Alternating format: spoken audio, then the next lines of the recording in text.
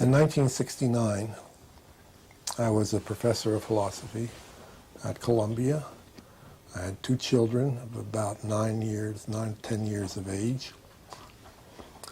And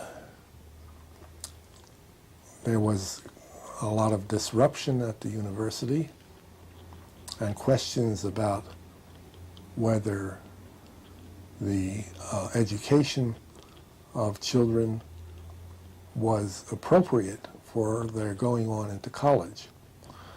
I thought that it might be good if we could teach children some reasoning, such as the logic that I was teaching mainly to evening school students at the university. But I thought, well, that would just impose another dry, arid subject on these children if we taught them logic. So surely there must be some other way in which we can teach them reasoning without their disliking it so much.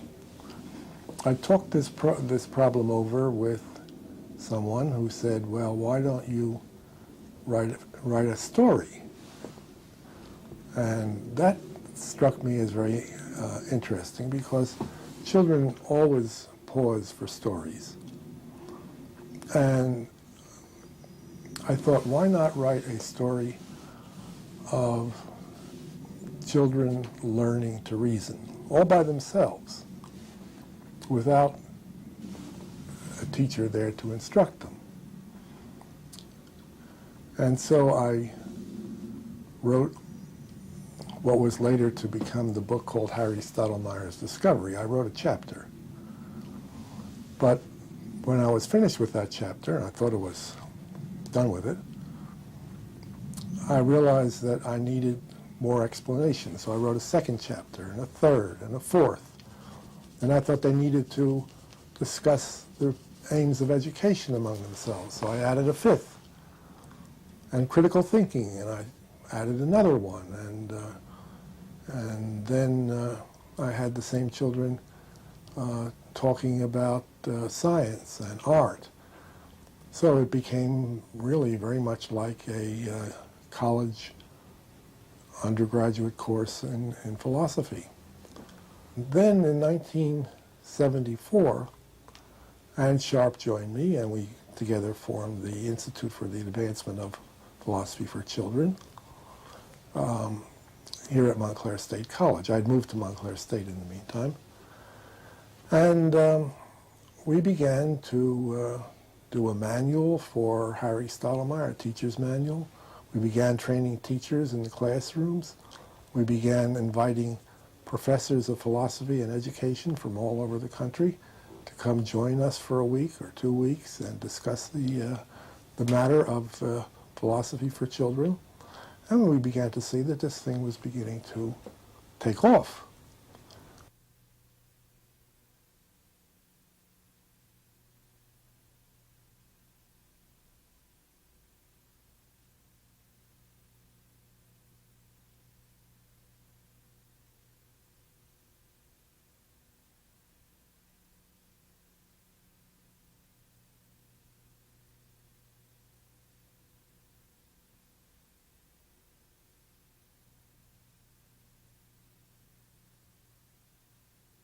Any new program that comes down the road will have to deal with philosophy for children as a competitor, because it really, I think, presents a paradigm of excellent reasoning education. In other words, it stresses concept formation, it stresses reasoning, and it stresses the improvement of judgment. And I'm not sure there's any other program that can do that, just as I don't think there's any other subject that can do what philosophy does.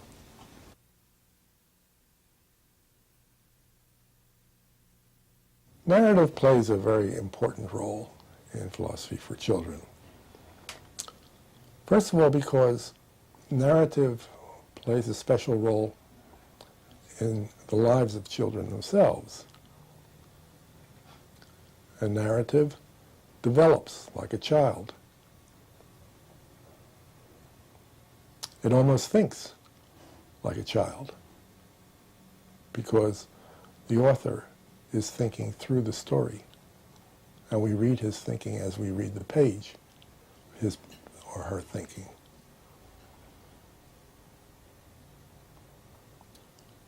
We're interested in how the child develops, how the child turns out. We're interested in how the narrative turns out. So there's a community of feeling. There's a rapprochement of relationships between stories and children. Now, the stories we use, like most stories, have characters in them, and the characters in every episode are children. I don't think in all the books there is an episode in which adults are shown talking without the presence of children. The children are always finding themselves faced with problems, but they're not fantastic problems. They're everyday problems, everyday difficulties. And the children discuss these problems and try to be reasonable about them and to come to reasonable judgments about them. So we are in effect presenting a different model of the child to the child. The model of the reasonable child is different from the model of the emotional child or the violent child or the active child. In other words, in children's literature, ordinary children's literature or television, almost never do you see the reasonable child as the model of childhood.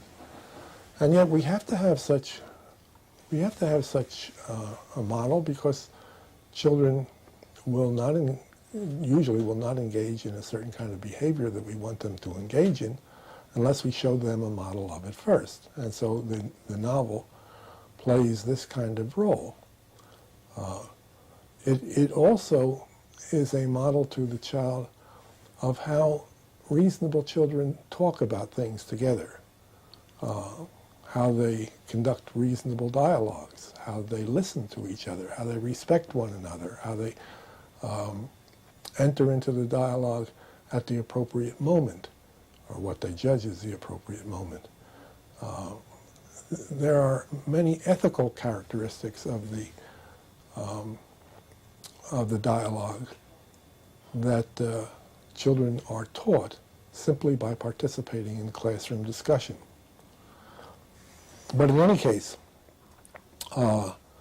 narrative is, I think, just about indispensable. Children don't want, particularly, they don't want a third-person narrator or an adult narrator. I think that for these purposes, the narrator can be in the first person and speak in the first person, and that gives an immediacy to the voice of the narrator, which a third-person narrator doesn't do. And that's what we're trying to achieve, is immediacy, intensity, identification.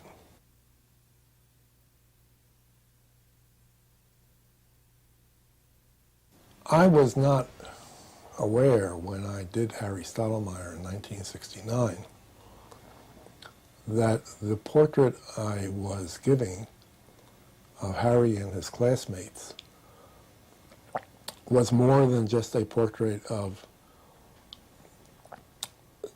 discrete individuals, of separate individuals, because there is, even in a book like Harry, a portrait also of a group interaction, of a community of interactive relationships. A community of inquiry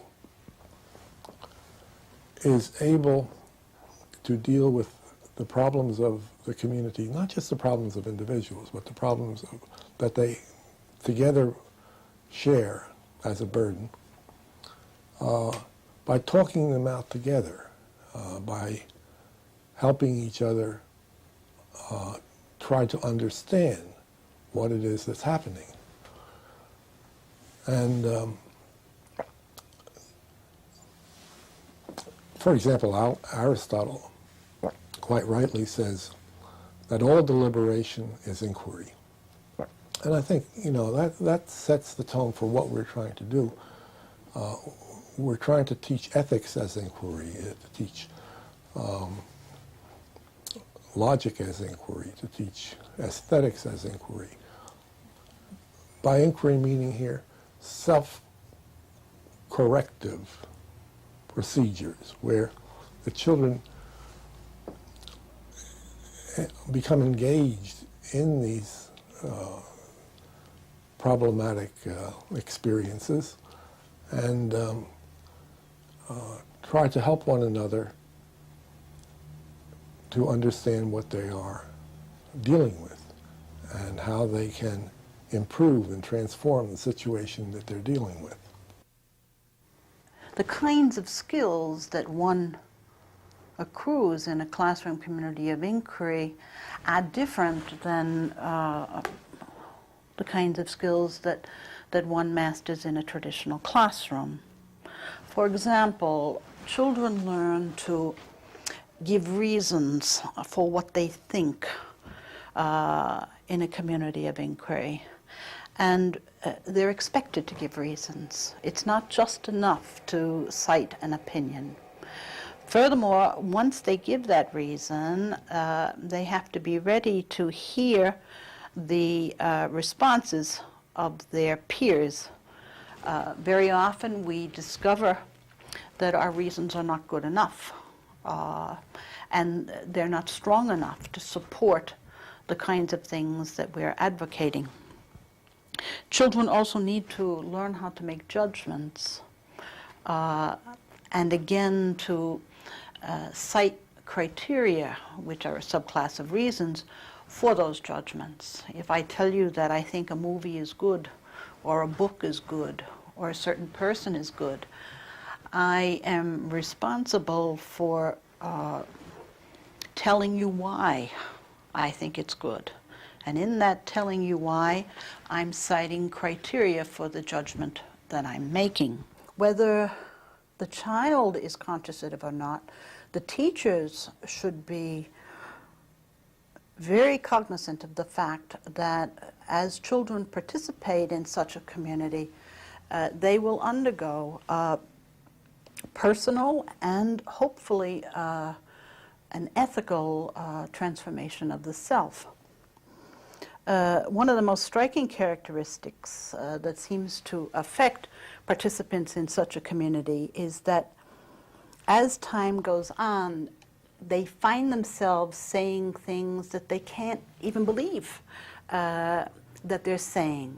For example, consider children around grade 6 or 7, what we call middle school age, and think about what it would be to hear a child saying this to a friend or to herself. 1, you know, Mom, I think I can tolerate ambiguity much more than I did last year. Or, you know, I find that I'm no longer pressured into accepting views that I somehow suspect are not well justified. I seem to be able to talk with my peers about what I think and not just do what they want me to do to belong to the crowd. Or thirdly, you know, I realize that I no longer feel a need to pretend what I think or I feel when I'm talking to my friends and to my parents. Or you know, I find that my tastes are changing. Things that I thought were so important last year are not so important this year. And things that I thought that I'd never be interested in, all of a sudden I find out that I'm very, very interested in. Or, you know, I find myself listening more these days rather than speaking. It must be that I am conscious that I need to hear different perspectives. Or, you know, once I was very certain about a lot of things, and I held my views very dogmatically, or very absolutely. Now, I tend to be much more tentative about what I think, and sometimes even about what I feel.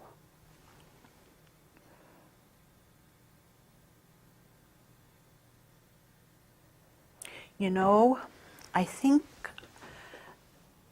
the longer I'm in this community, the more I've come to develop an appreciation for non-sloppy thinking. When I first came to this classroom, I really didn't care how people thought. Now, when I find people contradicting each other, or when I find people just airing their views and giving no reasons for their views, or when I find somebody who seems incapable of self-correcting, there's almost a visceral reaction, and I realize that I just don't like that kind of sloppy thinking anymore. It would seem to me that children who are exposed to a community of inquiry for their elementary education would be children who had a certain disposition to act on the world rather than to passively exist in the world. Children who know how to actively inquire usually develop into people who want to change the world in such a way that the norms and the standards that they believe in could become a living reality in the world as we experience it.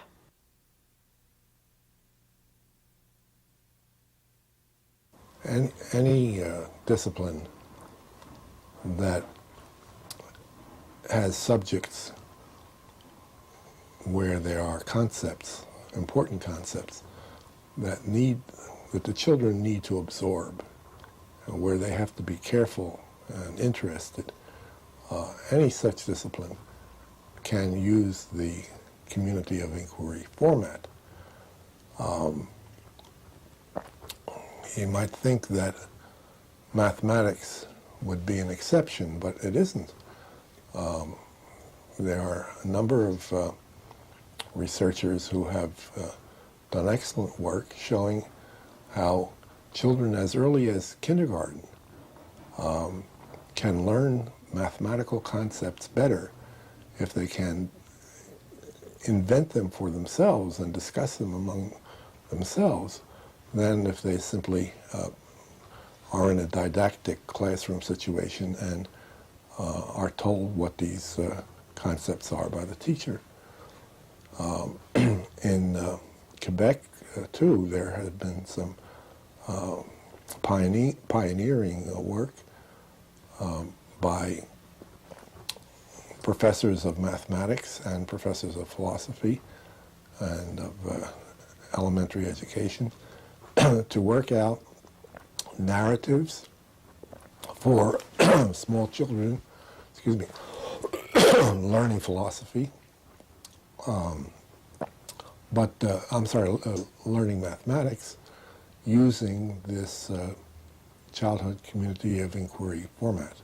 You can't study any other discipline without studying some philosophy.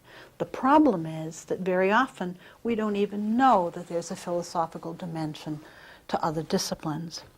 Take, for example, mathematics. In mathematics, we're told that we're going to work with numbers. But what is a number? And how do you differentiate a number from a numeral? In social studies, we're supposed to study about democracy and justice and freedom. But what do those terms mean?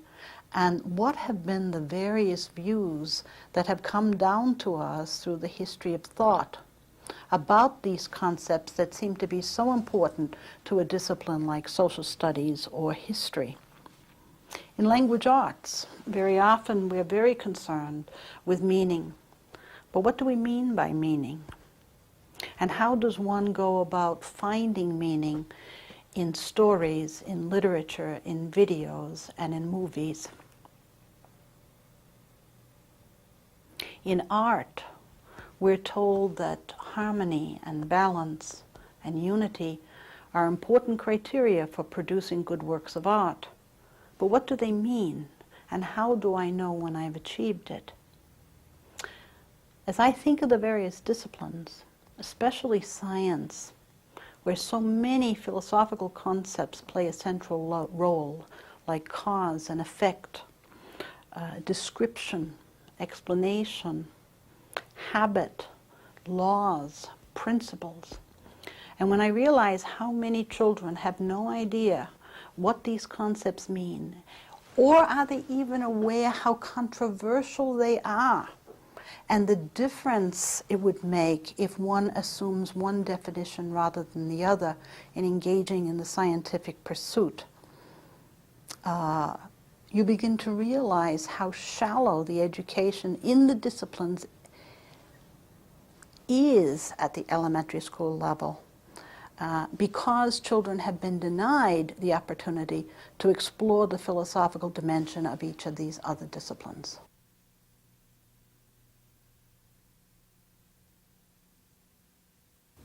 Well, what is different about a philosophical dialogue is usually the topic that is under discussion, because people generally are engaged in non-philosophical discussions about specific topics that they understand well because they are clearly defined issues and they feel they know what they're talking about. In the case of philosophy, the topics that they deal with, concepts like truth and justice and beauty and goodness, are badly defined. No one knows how to define them well, and as a result, nobody really knows much about these areas, yet people enjoy talking philosophically because these issues are important. Justice is an important consideration in our lives. Truth is an important consideration. And we try to investigate and explore these concepts by philosophical dialogue. There really doesn't seem to be any other alternative to how to deal with them. Now you may say, well, but little children don't need philosophical subjects. Well, but see, we hold them responsible for knowing even though they don't know and we don't know. I'm thinking, for example, of a topic, a concept like truth. We expect children to tell the truth. We expect children to know the truth, the difference between truth and falsehood. We can't explain to the students what the difference between truth and falsehood ultimately is, but that's all right. We expect them to understand and to be able to talk about it if necessary. We expect them to understand that answers on tests should be true and not false, or correct and not incorrect. But nobody discusses the truth. There's no time out for a half-hour discussion of truth in our classes, whether at the elementary level or at the university level. It's something that's taken for granted, and it's something that needs to be discussed so that children have more security when they are asked about whether something is true or not. They have to be able to explore the issues, the considerations that we take for granted, but that anybody dealing with truth has to be aware of. I know that it's difficult for teachers to teach a subject in which the concepts are poorly defined, the way philosophical concepts are. But that's better than nothing. The children are grateful for whatever little bits of understanding they can get. And this is one of the reasons why the community of inquiry develops, in order that students may pool their understanding rather than have it just siphoned off and disappear when they're trying to get started investigating it. Children working together, listening to each other, imitating each other, supporting one another. Children can often make progress in inquiry as well as an adult, or as several adults. I mean, their cooperativeness pays off in the methods that they use. The community of inquiry is almost like a single person thinking. That is to say, one child will ask a question. It may be that asking questions hasn't been prevalent in that classroom before, and that will be something of a surprise. But a child will ask a question, and immediately every child in the class, every other child, says to herself or himself, well, if he could raise a question, I can raise a question too. If he can raise a question, I can answer it. If he can ask a question, then the rest of us can discuss these matters among ourselves. It's not forbidden. It's not useless. In a traditional school of education, answers are very important. In a classroom community of inquiry, questions are very important. And errors are very important, because when we make an error, we have a chance to see how we went wrong and to self-correct. And very often out of that kind of inquiry comes a new way of looking at things in general. Children discover, one classroom after the next, one country after the next, that the community of inquiry provides a pedagogy which is of, I think, unparalleled power to get children talking, and by virtue of their talking, to get them thinking. And we know that they're thinking when we hear them offer opinions on what is being discussed, because if they offer opinions, then they bring up controversial matters. And then you really have a wonderful opportunity for the children to engage in good, solid, critical thinking, because whoever says anything, offers an opinion, that's a judgment, and a judgment generally requires a reason to support it. And this is where reasoning comes in, when children realize that they can't get away with reckless statements, that they've got to have solid reasoning to back up their opinions. So it's a change in the whole climate of the education in the school if the classroom is converted into a community of inquiry.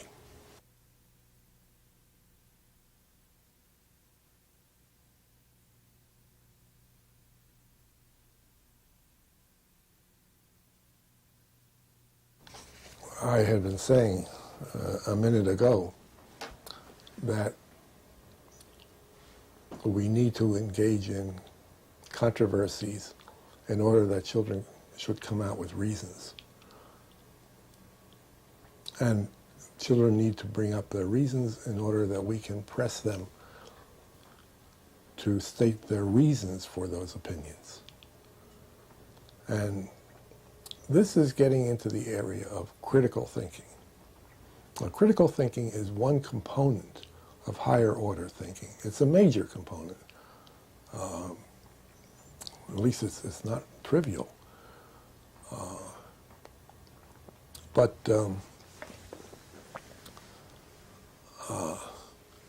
if we can get them to engage in critical thinking, we can, in a sense, get them to think about their own thinking, to think carefully about their own thinking, to think correctively and critically about their own thinking, to think, we use the word in English normatively, but I'm not sure that that's the best term that we could have here. We want them to think evaluationally, that's a better term, to think judiciously about their own thinking, that may be a better term too. It's not just enough that we can get children to be more accurate in their thinking. Accuracy is important, but there are other things too. We don't want inaccuracy. We don't want children encouraged to make mistakes all the time. Critical thinking can get them to go over their thinking, to check it, to see what errors or mistakes or fallacies they might have fallen into. But there are, I would say, two other major components of higher order thinking. In addition to critical thinking, which critical thinking aims not only to be logical, but to be truthful. In addition to critical thinking, there's creative thinking. Now, creative thinking doesn't aim at truth except in some kind of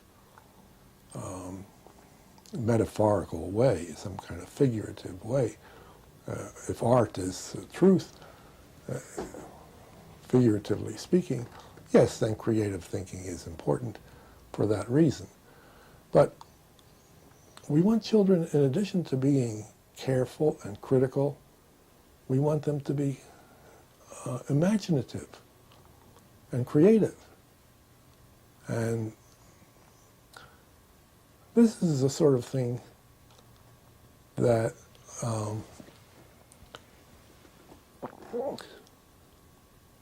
all of us do when we are trying to find the means to given ends, or more, we have to be creative when we're trying to solve a problem and we know what the solution is, but we have to be imaginative in coming up with the path to the solution.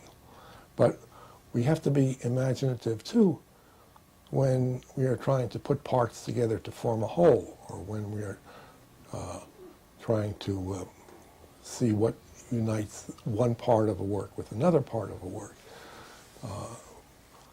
It's not easy to know what to do to encourage creativity or to encourage imagination. But if there isn't that kind of atmosphere in the classroom, then the work of the children becomes dull and sluggish and mechanical and not at all the inspiring kind of thinking that creative thinking almost always is. But there's this third kind of thinking that's a component of higher order thinking, at least in the way I look at it, and that I call caring thinking. Without caring thinking, higher order thinking lacks a scale of values. It lacks a sense of the difference between what is important and what is unimportant. It lacks recognition that some things are morally right and some things are morally wrong. Some things we are obliged to do because we're under moral obligations, and some we are not. So there needs to be this third category of caring thinking, to round out the components of higher order thinking. Let me give you a couple of examples, because there are many different types of caring thinking, and I can't itemize them all. But let me give you an example. Take the case of art. There is a world of art, a public that is interested in art. And these consist, first of all, of the inventors of art, the composers of music, the sculptors who make sculptures. In other words, there is a creative component. Secondly, there are the people who evaluate art, the critics, and who try to be objective if they can. And thirdly, there is the public that appreciates art and doesn't appreciate what is lacking in artistic value. Now, that shows that for any given area, there will be an evaluative task, a critical task that the critics the critics engage in. There will be an imaginative or creative component or group, and there will be the appreciators. We can say the same thing with, we don't have to go into this three-part arrangement, but we can consider that caring thinking is something we need to be dealing with when it comes to interpersonal relationships, emotional relationships. We don't want people who are uncaring, who have to deal with us as persons in bureaucracies or in big social organizations, or any kind of social organization. We don't want uncaring people who write the criticism. We don't want uncaring people who invent the art or music or whatever. We want people who have a set of values and who appreciate value or worth in what they encounter, who respect it. And this is where caring thinking has to be brought in, because without it, everything is dreary and mechanical.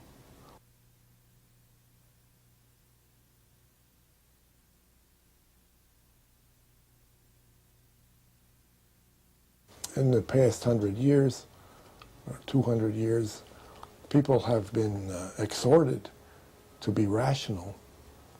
But then when they ask what rationality is, very often they were somewhat shocked to learn that rationality is thought of as a kind of self-interest, that a rational person is one who thinks first of himself or herself, organizes his life in a rather egotistical manner, and puts himself or herself first.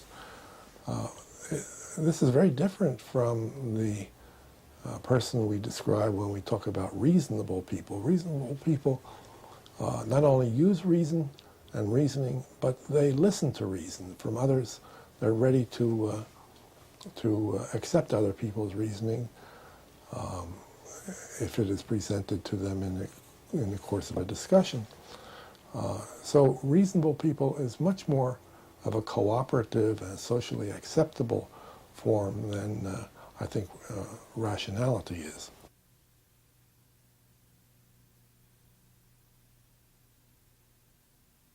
If we're going to try to develop democratic citizens, and we want to use the educational system to shape and mold the character of individual children so as to become strong citizens in a strong democracy, philosophy for children has, I think, much merit in that regard. One of the most important things that a citizen has to be able to do is to use judgment, to be not just decisive, make decisions, but to make just decisions, critical, creative, and caring decisions. And I think that philosophy for children is probably the only educational approach which is concerned to improve judgment. It seeks to improve judgment not only by trying to understand what makes a judgment suitable for a given situation.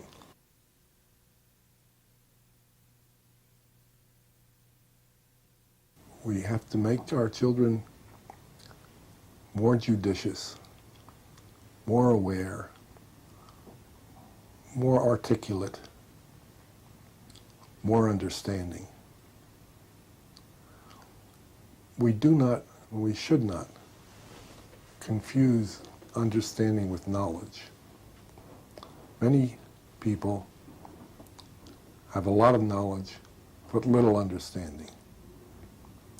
Many people have understanding, but they can't translate it into applications to specific situations. And that requires judgment. So we have to go beyond just educating for knowledge, educating for facts, and think in terms of the discussion skills which will help children be more successful in their attempts to live in a century as complex as the one that we seem to be moving into. The child must be brought into the educational process. The child must begin to appreciate the educational experience as an experience, just as play is an experience, just as work is an experience, just as family and love are experiences. So education is an experience to be cherished and desired, because it's something precious and it's something very stimulating when it is done right. That means that there has to be new relationships developed between teachers and children, more cooperative relationships, more working relationships, more caring relationships than we have seen in the past. We have to make children flexible in their knowledge, flexible in their skills, flexible in their judgment, so that they can deal with the many different pressures and problems that they will be called upon to face in their lives in the century ahead. This cannot be done simply by warming over the curriculum of last year, over 100 years ago.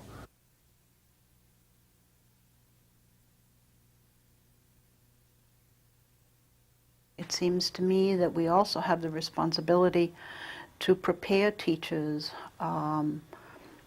in such a way that they can foster among children a global consciousness. And what I mean by that is a sense of how they, as individuals, relate to the whole, all of the people on the planet.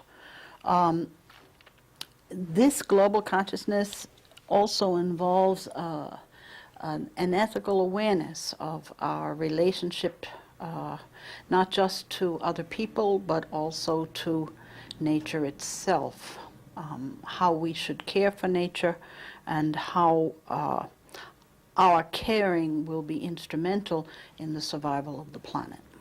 When I talk about the reform of teacher education, what I'm implying is that from the very first year that the student enters into the university,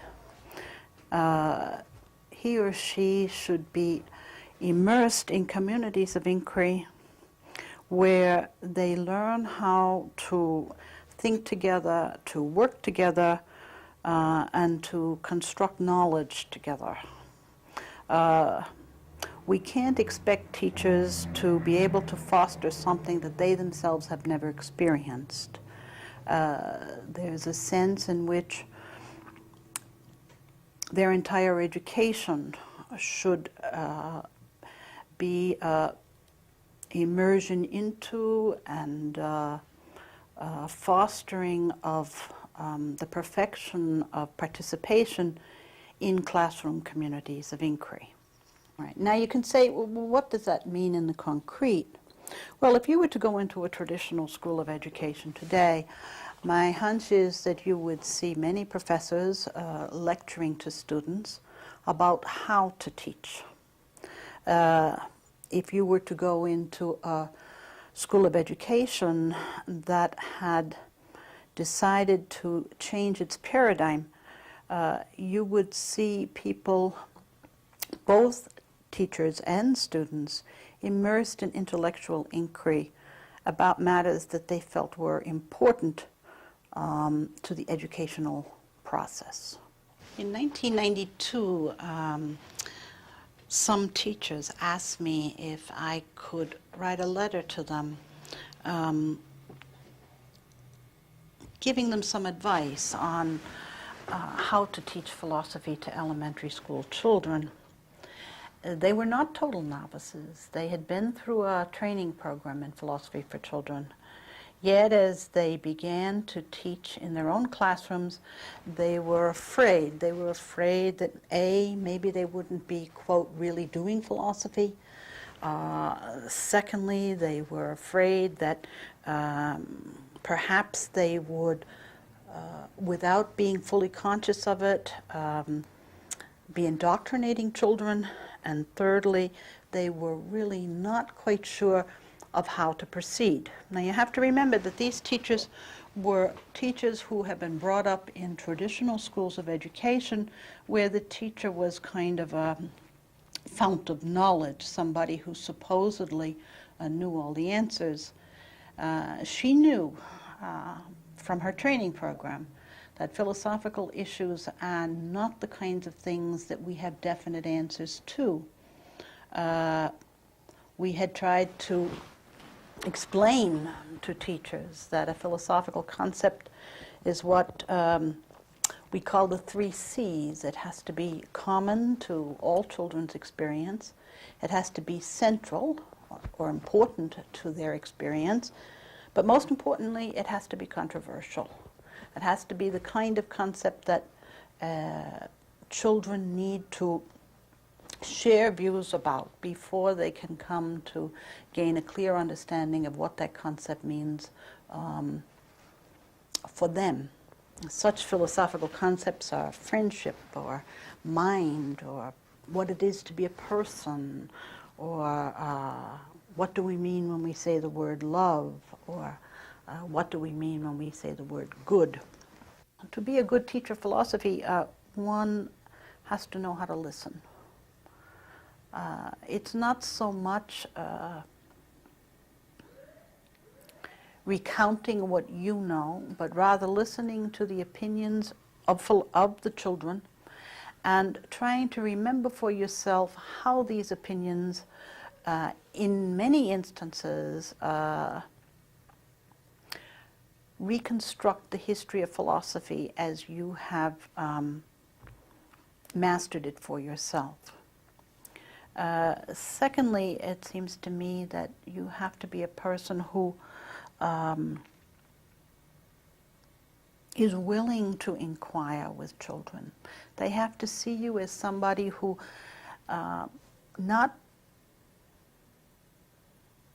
they have to see you as somebody who doesn't think that she knows all the answers, and that this process of inquiry that we're about to commence can make as much difference for her as it can for you in coming to some deeper understanding of, let's say, a concept like mind or children's rights or what we mean by justice.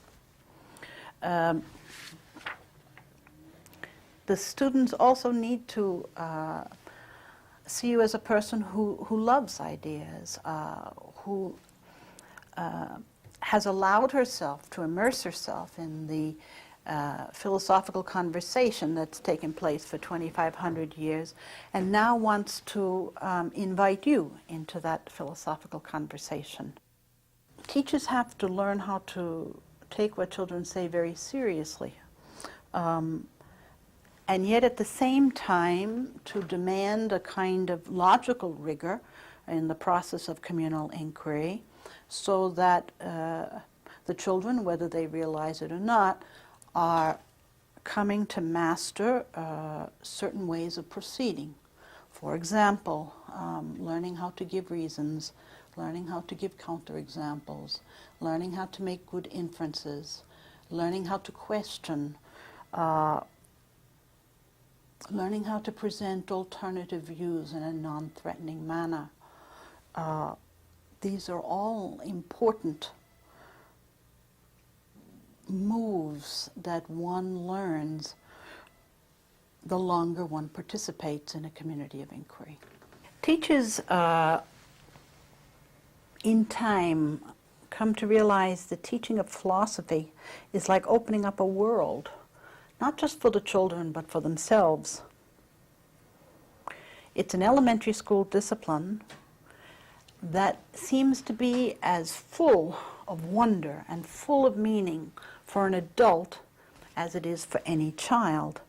And that makes it very different from other disciplines that elementary school teachers teach in the classroom. After 22 years now of teaching, I can still say that I find the teaching of philosophy in an elementary classroom vital, meaningful, and lots of fun. That lots of fun is very important. I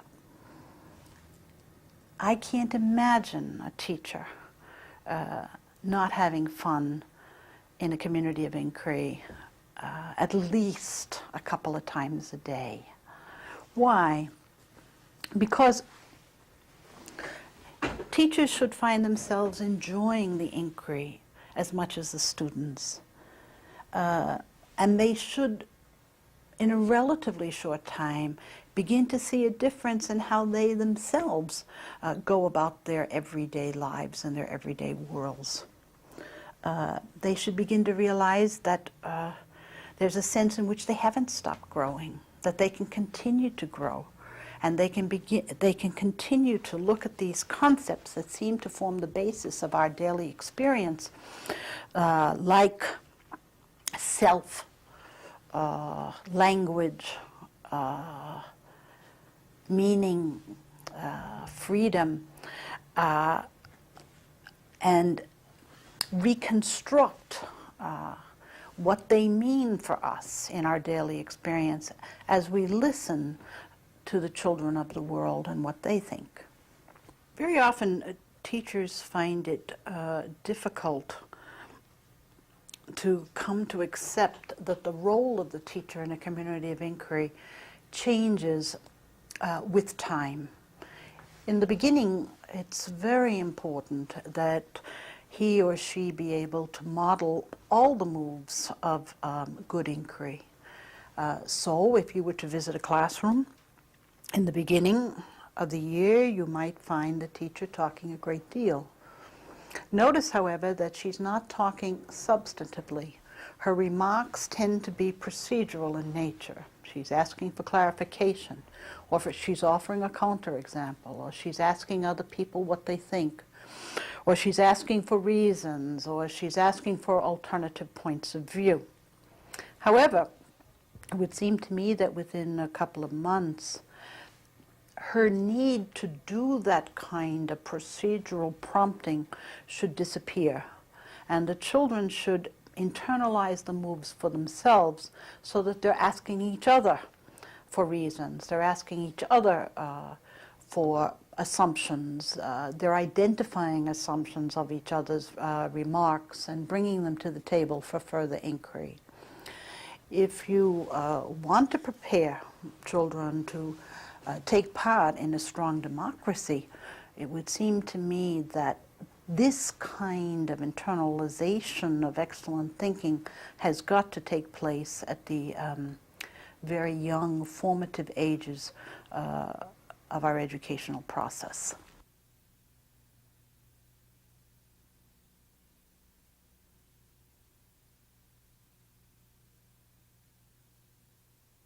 One way is to ask yourself, what are you trying to do? If one of the central traits of a community of inquiry is learning how to self-correct, that implies that we become conscious of criteria or norms by which we can self-correct. Criteria of a good functioning community of inquiry should be discussed and made available to the students as well as to the teachers, so that the locus of evaluation moves from administrators to teachers to the children themselves.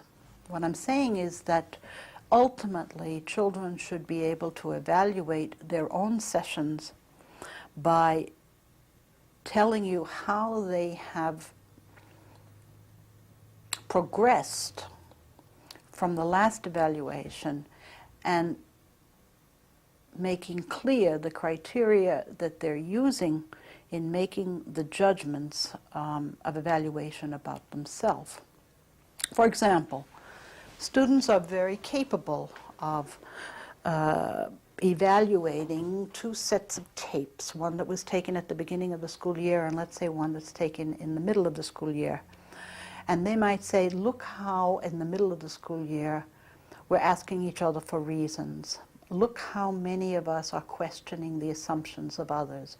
Look how many of us are offering alternative points of view. Look how some of us are making creative leaps in the dialogue that we never made in the beginning. Look how there seems to be an atmosphere of trust in the classroom, where some of us are even trying out ideas that we're not even sure of ourselves, and yet we all understand that because we just want to see where the idea would go and what the consequences of that idea would be. This kind of evaluation, it seems to me, is congruent with the central aims of the community of inquiry.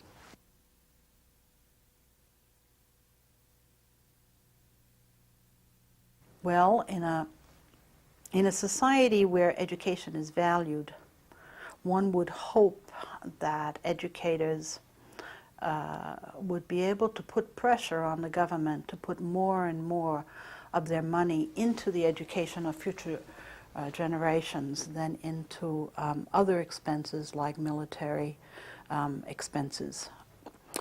However, we might find ourselves in situations time and time again where nothing can be done about having 50 children in a classroom. Does that mean that a community of inquiry is impossible? And the answer is no. It certainly is far more difficult.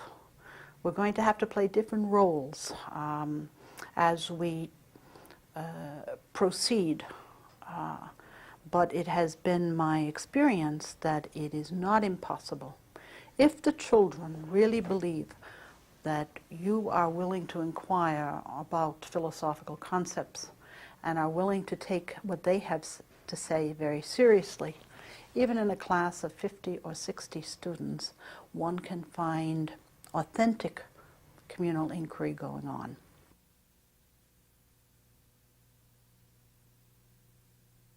Teachers are also concerned that very often the materials that have been developed by the Institute for the Advancement of Philosophy for Children are not appropriate for the situations in which they find themselves. They're either too long, or perhaps they do not relate to the life experiences of the children with whom they're working. And very often teachers ask me, well, can we use other things? And the answer is yes, of course you can use other things. There are short movies, there are short videos, there are stories of all sorts of kinds that would be appropriate. The materials that have been created by the IEPC have, in a sense, put the philosophical concepts and the philosophical procedures right on the surface of the stories, so that you almost have to be blind not to see what's going on. That's not the case in children's literature. Very often it's full of philosophical concepts and has the potential to initiate wonderful philosophical dialogue. But the onus of responsibility in that case is going to fall very much on the teacher. She's going to have to be able to identify those concepts for herself and be able to construct discussion plans and exercises that would initiate the kind of dialogue that would be appropriate for the age of the children. Constructing those kinds of discussion plans and exercises is not something that can be learned in a year or two. It takes many years to A, understand the philosophical conversation that has taken place in the West, B, to be able to compare that conversation with views of the East and views of non-traditional societies like in Africa, and thirdly, to be able to appropriate it in such a way that you can relate it to children's experience and to the things that they find puzzling and wondering in their own lives.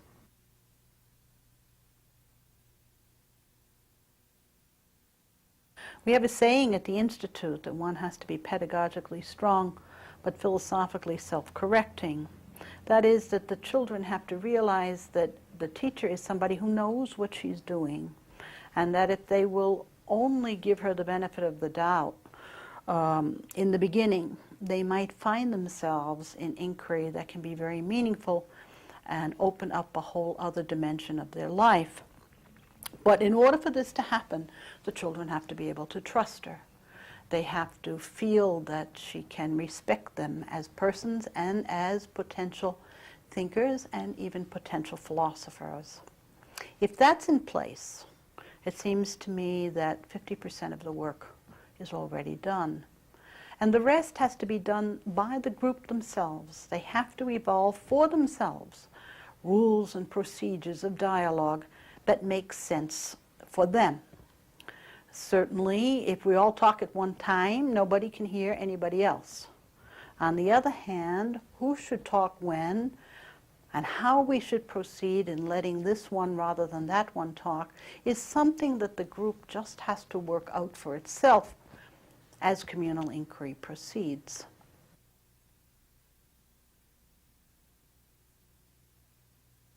If you can speak at the age of 3, then you're more than capable of doing philosophy if you find yourself among adults and children who are willing to engage in the inquiry with you. Think of a child of 3. Think of the things that are important in her daily life and of the words that she uses as she goes through her day. Her mother expects her to get up on time. She expects her to be a good girl.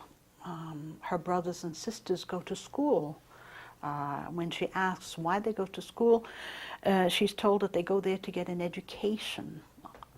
All of these concepts, time, good, education, are concepts that need exploration in order for a 3-year-old to make some kind of sense of her world.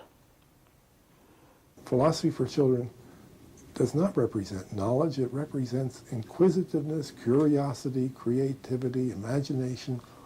It represents a mass of questions on all different sorts of subjects that children can become more and more intrigued by, and teachers too.